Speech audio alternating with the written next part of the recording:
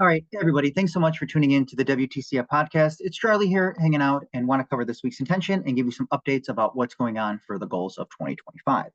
So, to get into the first piece, this week the intention has changed around a little bit. It's the same idea, but I keep saying it a little bit different. So, maybe it kind of helps other people in different manners. But essentially, it's your new life is going to cost you your old life, or your new life, you're going to have to start to get rid of your old life. And what I've been using a lot for that one is talking a lot about the phrase, you can't be a sober drunk. With myself actually working on my drinking, and I'm now just over 2 weeks into I haven't had alcohol at all. I don't feel all that different, except one day I did kind of wake up with like a headache and all like hangover symptoms. So it had me even thinking for a second, like, did I wake up in the middle of the night and start like sleep drinking?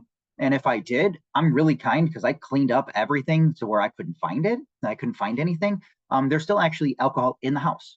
It's not like I got rid of all of it. I did dump a bunch of bottles I knew that I'd never have to touch again. But again, some of them are for other guests, and I don't know. It's a learning process, right? So I have to start to get rid of my old life, and it's going to start to cost me some of my old life to do those things. So to kind of cover that a bit, um, this week the letter's actually really short, so I'm just going to go ahead and just flat out read it. So you don't even have to go ahead and do that. So let's jump into that. This week, we're embracing the intention to become the new you. You must begin to get rid of the old you. Change is about evolution, not revolution. It doesn't mean uprooting everything at once. Instead, it's about thoughtfully reflecting on the person you want to become and identifying what no longer serves you in that transformation. Think of it this way: you can't be a sober drunk. To move forward, there are elements of our old lives, habits, mindsets, or behaviors that we must leave behind. It's not about discarding the entire identity, but about redefining it or refining it, shedding the layers that hold us back to reveal the traits that will lead us to where we want to be. Look at the traits you inspired to embody. Are there aspects of your current self that conflict with your new traits? It might be as simple as letting go of procrastination to begin to be more disciplined, or moving past self doubt to embrace confidence. Each small step nudges you closer to your goals. As we continue this journey together, let's focus on these shifts, knowing that with each intentional step, we are shaping the best versions of ourselves. That's most of it. We cannot stay in the patterns that we were to become the new version of ourselves. I can't go ahead and binge watch TV for 12 hours every single day outside of work and then say, I didn't have time to go exercise. Or, you know what, I really want to become a good writer, but I never want to spend any time writing. Again, I can't do that. One of the jokes that I make towards people is like, well, I'm an artist. I go, when's the last time you made art? And I leave it really open. Like, you define your art. It's like, oh, I'm an artist. When's the last time you did your art? When's the last time you worked on those things? Hey, I'm an athlete. When's the last time that you challenge yourself in an athletic nature? Or when are those other moments kind of coming to be? So I think it's really important for us to recognize that our old life is going to have to start to move to the wayside. And a lot of people think it's this very binary thought of all or nothing, where I'm 100% dedicated to this one thing. And that's all I'm going to do. And then as soon as they hit their first hiccup, their first like obstacle, abandon ship. No, I'm done. I'm sorry. I didn't realize that I couldn't do it. So just this last Friday on the 11th was considered National Quit Your Resolution Day.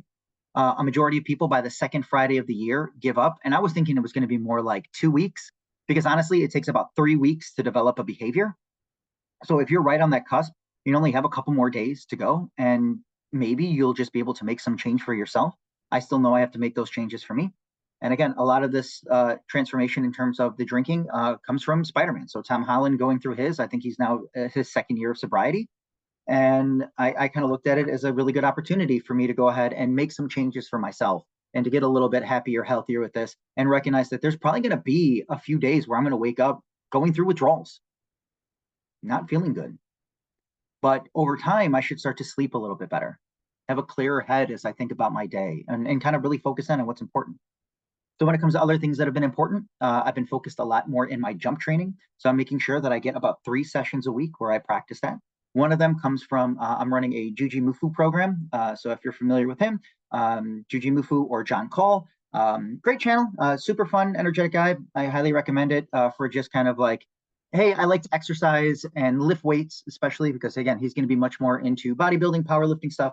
But he's originally like kind of an aerial acrobat, parkourist, whatever you want to go ahead and phrase it. He refers to himself as a polyathlete, being able to do a bunch of different things. So he changes his training all the time. He even speaks about changing his modalities on, he took a few months off of practicing or doing the stuff on YouTube so he can practice on another part of his business that he thought was more important. So sometimes it's just important to spend a few weeks to focus in on a certain task to really dive into the details of it and then be able to shift once you've kind of completed some of the tasks associated to it. Because it can be really hard to kind of get going if we don't give ourselves the direction. What I've realized by not drinking, I've spent a lot more time doing renovations around the house. So I've painted a couple of rooms already at this point. I'm hoping that sometime today, maybe this weekend, time sucks, but to be able to paint the rest of the trim in one room, and then that would technically be done. I do need to start to paint the kitchen, including the ceiling. So I have some ceiling paint that I have to go ahead and put up, making some repairs there. I repaired and did some upkeep maintenance on my HVAC. There was a clog through the humidifier that runs down into the sump pump. So it was actually backing up and spraying water all over the place. So I had to go ahead and take care of that. And just kind of giving myself those other things to kind of target and focus in on besides sitting around and drinking, because I would just sit really still and just kind of veg out. And what I was doing with that time wasn't really active in any true regard. I would tell myself like, oh, this is me just relaxing. And it's like, in all reality, it was taking that time plus some. So again, I'm doing my 3 training things a week. Sorry to go on many tangents, but for one of them, I am following the Jujimufu program, where it does have essentially like 2 small jump days that are in it. And then I make sure that once or twice a week, I have my own dedicated one based off of knees over toes, Ben Patrick.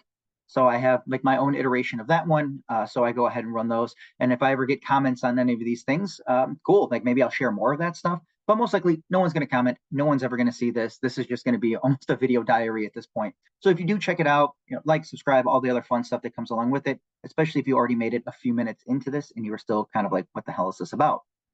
So those are the main things that I've really been focused in and been working on as of late. So I do like to make sure that I do a nice touch base. Again, any other stuff within the area, within Forest Park, I own We the Collective Fitness over on Madison. So if you're looking for strength training, yoga, Pilates, bar, or just want to find a community of people who are nice and active, I realized kind of changing the model around like, I don't really care what you work on. As long as you're working on something, we can help you. The idea would be, it's like, yeah, I want to go ahead and jump higher.